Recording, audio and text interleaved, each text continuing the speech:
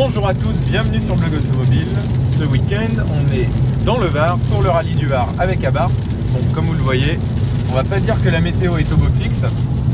On vient de passer 50 km là sur la voie rapide. On en est à une voiture en toupie, une voiture en tonneau et un accrochage juste devant nous. On va être un peu prudent. Mais on essaiera quand même de vous dire quelques mots sur la nouvelle 695 70e anniversaire et son fameux aileron réglable.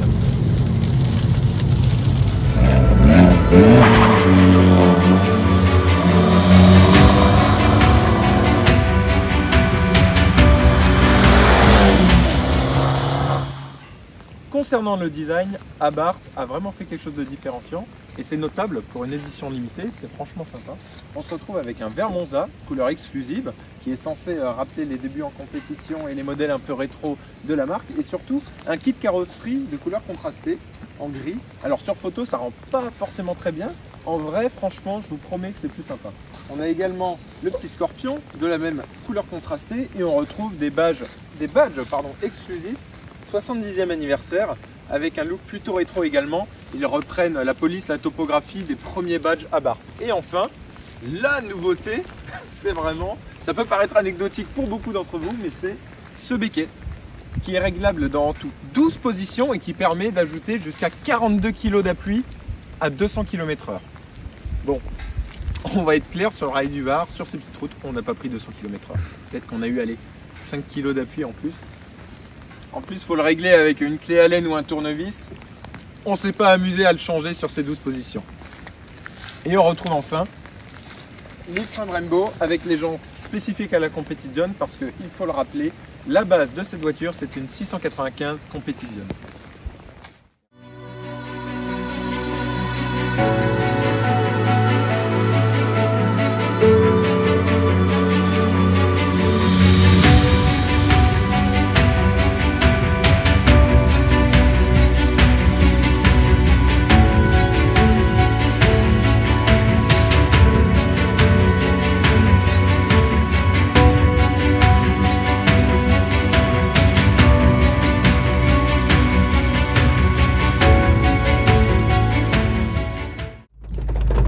À l'intérieur, pas de grandes nouveautés. On retrouve l'intérieur spécifique aux Abarth qui existe depuis 2008-2009. Il y a juste évidemment toute la partie d'alnumérique qui reprend ce qui avait été fait sur la Fiat 500 restylée. On a un volant avec une couronne en partie en Alcantara, le point milieu en carbone avec la troisième branche également. Un pommeau entièrement en alu, c'est ce qu'on peut retrouver sur une Pista par exemple.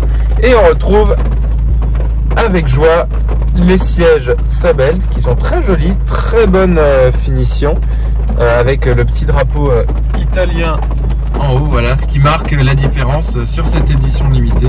Sinon c'est vraiment exactement le même intérieur qu'on peut retrouver sur absolument toutes les Abarth. Un petit détail quand même, histoire de vous rendre un peu unique avec la vôtre, il y a une plaque numérotée, voilà, 70e anniversaire, une parmi 1949. Alors ça y est, après l'annulation de l'épreuve spéciale aujourd'hui, enfin carrément l'organisation a mis fin à la course pour le rallye du Var. On se retrouve aujourd'hui sur la première et deuxième spéciale, donc qui ont eu lieu hier et qui viennent de réouvrir. Bon, on risque peut-être de se retrouver face à des camions avec des voitures de rallye accidentées sur plateau comme on vient de le faire, mais on retrouve les premiers amours d'Abarth, la compétition, le rallye, c'est bien comme ça qu'Abarth s'est fait connaître. Et c'est également, avant tout, avec l'échappement. Et je peux vous dire que l'échappement record Monza sur cette 695 70e anniversaire est particulièrement solide. On a un son très très métallique, encore plus que ce qu'on pouvait trouver sur la gamme 595 et 695 jusqu'à maintenant.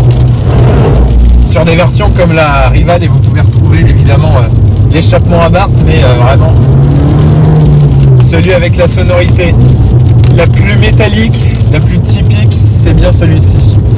Et c'est vraiment sur une petite route escarpée comme celle du rallye du Var. Aujourd'hui, on s'amuse pleinement avec cet Abarth. On est sur une base de Competizione, donc c'est-à-dire 180 chevaux, les sièges Sabelt, des freins Brembo et un différentiel à l'avant, un vrai différentiel, hein, pas le simple différentiel électronique qu'on peut avoir sur des voitures telles que la Pista. Là on a un vrai différentiel. Sur une voiture à 33 000 €, c'est quand même la moindre des choses. Et jusqu'à maintenant, on n'a pas, la route n'est pas coupée. On a la spéciale pour nous. On se fait plaisir comme il se doit. Et c'est franchement sympa malgré la pluie. Hein. Regardez ces enchaînements. Écoutez ce son. J'espère que vous y sentez un peu comme nous.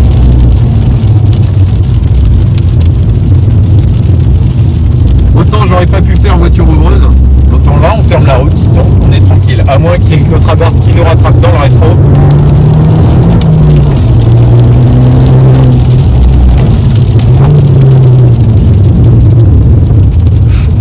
Voilà.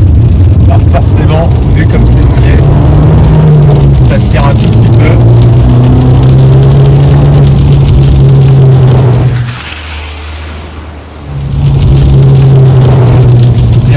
Dans les hauteurs du Var, seul au monde, on est carrément au-dessus des nuages, hein. Là on commence à être vraiment en hauteur. Dans une Abarth anniversaire, 1949 exemplaires exactement, pour fêter le 70e anniversaire d'Abarth. On ne sait pas trop de quoi l'avenir d'Abarth sera fait, hein, parce que rappelons que la Fiat 500 qui sert de base à la petite bombe star de la marque italienne va bientôt fêter ses 12 ans. Elle est apparue en 2007, présentée en 2007, star en 2008 au Mondial de Paris. Si vous vous souvenez, il y avait une Fiat 500 immense sur le salon. Voilà, on est en 2019, l'année prochaine c'est 2020. Le 1,4 litre multijet fait de la résistance et démontre encore qu'avec ses 180 chevaux, il peut arriver à remplir sa tâche sur une petite route comme ici et donner un peu de l'air à cette Abarth. Et voilà, c'est à l'arrivée du rallye du Var à Sainte-Maxime, après le podium, que le soleil se lève enfin et qu'on va devoir quitter notre petite 695. Non sans regret, ouais. Non sans regret. Mais bon, on perd pas au change, hein. On a une petite 124 GT qui nous attend juste là. Ce sera bien pour terminer.